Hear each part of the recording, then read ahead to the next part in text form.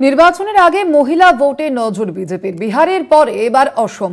অরুণোদয় প্রকল্পে মহিলারা পাবেন মাসে ১,২৫০ টাকা করে। মুখ্যমন্ত্রী হিমন্ত বিশ্ব শর্মার ঘোষণা, বিহারে নীতিশ কুমারও মহিলাদের এককালীন ১০,০০০ টাকা দিয়েছেন। বিজেপির ভোটে কি এবার ভাটার টান, সেই প্রশ্ন ইতিমধ্যেই উঠছে। বিহারের পর এবার অসম অরুণোদয় প্রকল্পে মহিলারা পাবেন মাসে ১,২৫০ টাকা করে। এবার এই ঘোষণা করা হয়েছে ইতিমধ্যেই।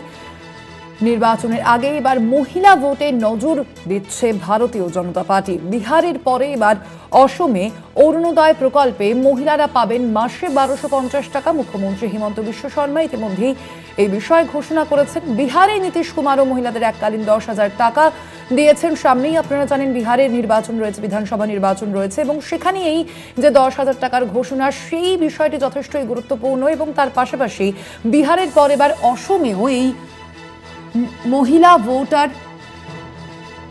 টানার চেষ্টা করছে ভারতীয় জনতা পার্টি। মহিলা ভোটের দিকে নজর দিচ্ছে ভারতীয় জনতা পার্টি। বিহারের পরে এবার অসমে, সেখানে এবার মহিলা ভোটের নজর বিজেপির। অরুণোদয় প্রকল্পে মহিলারা পাবেন মাসে ১,২৫০ টাকা। মুখ্যমন্ত্রী হিমন্ত বিশ্ব শর্মা ইতিমধ্যেই তেমনটাই ঘোষণা করেছে। শুধুমাত্র বিহার নয়, সামনে একাধিক রাজ্যে নির্বাচন রয়েছে, বিধানসভা নির্বাচন রয়েছে, এবং তার আগেই মূলত মহিলা ভোটের উপরে যে নজর দিচ্ছে ভারতীয় জনতা পার্টি, তা বোঝাই যাচ্ছে। বিহারের পরে এবার অসম, এবং অসমে দেখা যাচ্ছে অরুণোদয় প্রকল্পে মহিলারা পাবেন মাসে ১,২৫০ টাকা। মুখ্যমন্ত্রী হিমন্ত বিশ্ব শর্মার তেমনই ঘোষণা। বিহারের নির্বাচন যেমন রয়েছে সামনে, আপনারা জানেন বিধানসভা নির্বাচন রয়েছে নভেম্বর মাসে। সেখানে যেমন মহিলা ভোটারদের জন্য যে ১০,০০০ টাকা, এককালীন ১০,০০০ টাকা দেওয়ার ঘোষণা করা হয়েছে, আমরা দেখেছি। অবশ্যই মহিলা ভোটার টানার যে একটা প্রচেষ্টা চালাচ্ছে ভারতীয় জনতা পার্টি, তা কিন্তু এর মাধ্যমেই স্পষ্ট। এবং বিহারের পরে এবার অসম অরুণোদয় প্রকল্পে মহিলারা পাবেন মাসে ১,২৫০ টাকা। মুখ্যমন্ত্রী হিমন্ত বিশ্ব শর্মার ঘোষণা এমনটাই। আমরা কথা বলবো এ নিয়ে। আমাদের সঙ্গে এই মুহূর্তে সরাসরি নিউজরুম থেকে রয়েছেন আমাদের কলকাতা টিভির পলিটিক্যাল এডিটর আশিস চট্টোপাধ্যায়। আশিস দা, মহিলা ভোটার টানার জন্যই কি বিজেপির এই পরিকল্পনা?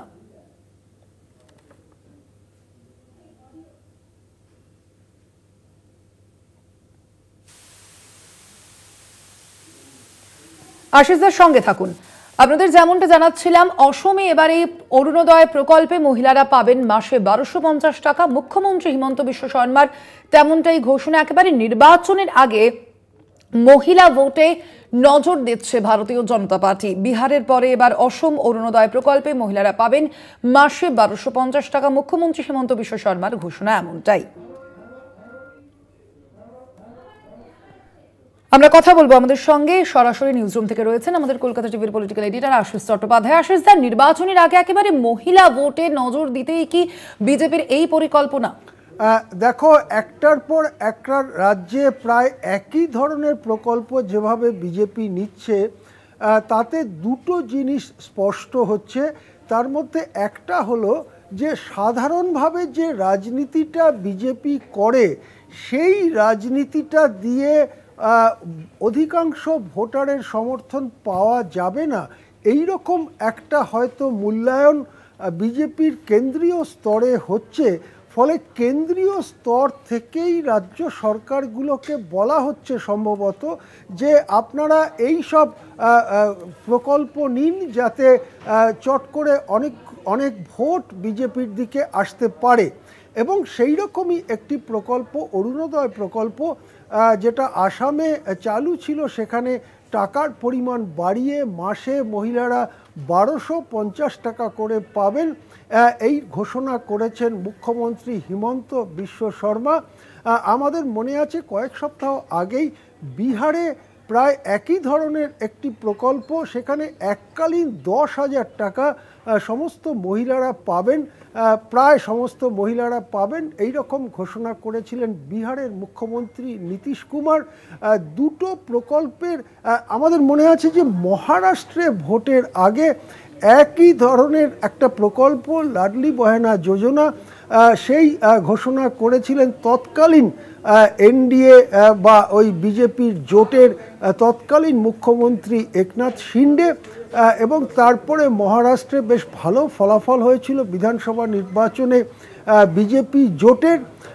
এবারে বিহার এবং আসামে একই ধরনের প্রকল্প নেবার ফলে অনেকে মনে করছেন যে সাধারণভাবে যে রাজনীতির দাবা খেলা, সেখানে বিজেপির অবস্থাটা তেমন সুবিধাজনক নয় বলেই নতুন করে এমন প্রকল্প নিতে হচ্ছে যাকে প্রধানমন্ত্রী নিজেই রেউড়ি প্রকল্প বলে ঘোষণা করেছিলেন। রেউড়ি কথার অর্থ হচ্ছে এক ধরনের তিলের নাড়ু। পুজো টুজোর সময় হরিণ লুটের মতো করে এগুলো বিতরণ করা হয়।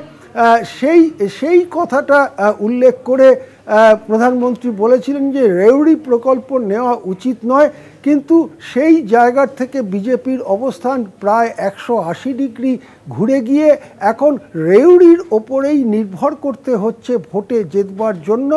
এই রকম লক্ষণই প্রকাশ পাচ্ছে। আসলে আসামে এনআরসি এবং অনুপ্রবেশের তত্ত্ব সামনে রেখে যে সাম্প্রদায়িক মেরুকরণ করতে চাইছেন হিমন্ত বিশ্ব শর্মা, তা যে খানিকটা ব্যাকফায়ার করে যাচ্ছে, তা যে খানিকটা অসুবিধার মধ্যেই ফেলে দিচ্ছে হিমন্ত বিশ্ব শর্মাকে। কেননা একদিকে যে সংখ্যালঘু সম্প্রদায় তারা এককাট্টা হয়ে বিজেপিকে হারাবার জন্য দৃঢ় প্রতিজ্ঞ হয়েছে, অন্যদিকে যারা সংখ্যাগুরু সম্প্রদায়, ধর্মীয় দিক থেকে সংখ্যাগুরু সম্প্রদায়, তাদের মধ্যে যারা বাঙালিরাও এবারে বিজেপির ওপরে বেজায় চটা বলে জানা যাচ্ছে। যারা অসমিয়া বা অহমিয়া সংখ্যাগুরু, ধর্মীয় সংখ্যাগুরু যারা অহমিয়া, তাদের মধ্যেও প্রচুর ডিভিশন রয়েছে, বড় সড়ো ফাটল রয়েছে। এই সব ফাটলগুলোকে কোনো রাজনীতির বয়ান দিয়ে একত্র করতে ব্যর্থ হচ্ছেন হিমন্ত বিশ্ব শর্মারা। সেই জন্যই সম্ভবত ভোটের ঠিক আগে এই ধরনের রেউড়ি প্রকল্প ঘোষণা করতে বাধ্য হচ্ছেন হিমন্ত বিশ্ব শর্মা। একই ধরনের ঘোষণা করেছেন বিহারের মুখ্যমন্ত্রী নীতিশ কুমারও। এর থেকে বোঝা যাচ্ছে এই দুটো রাজ্যেই এবার টান টান ভোট হতে চলেছে এবং সেক্ষেত্রে দুটি রাজ্যের কোনো একটিতে অথবা দুটিতেই বর্তমান সরকার বা তাদের বর্তমান সরকার যে দলগুলো চালাচ্ছে সেই দলগুলোর পরাজয়ের একটা সম্ভাবনাও রয়েছে বলে মনে করছেন অনেক পর্যবেক্ষকরাই। ধন্যবাদ আপনাকে আশিস। আমরা কথা বলছিলাম আমাদের সঙ্গে সরাসরি নিউজরুম থেকে ছিলেন আমাদের কলকাতা টিভির পলিটিক্যাল এডিটর আশিস চট্টোপাধ্যায়। নির্বাচনের আগে এবার মহিলা ভোটে নজর ভারতীয় জনতা পার্টির। বিহারের পরে এবার অসম, সেখানে অরুণোদয় প্রকল্পে মহিলারা পাবেন মাসে 1250 টাকা। মুখ্যমন্ত্রী হিমন্ত বিশ্ব শর্মার তেমনটাই ঘোষণা এবং এর মাধ্যমেই পর্যবেক্ষক মহল যেমনটা মনে করছেন যে মহিলা ভোটের দিকে নজর দিতে চাইছে বাড়তি করে ভারতীয় জনতা পার্টি।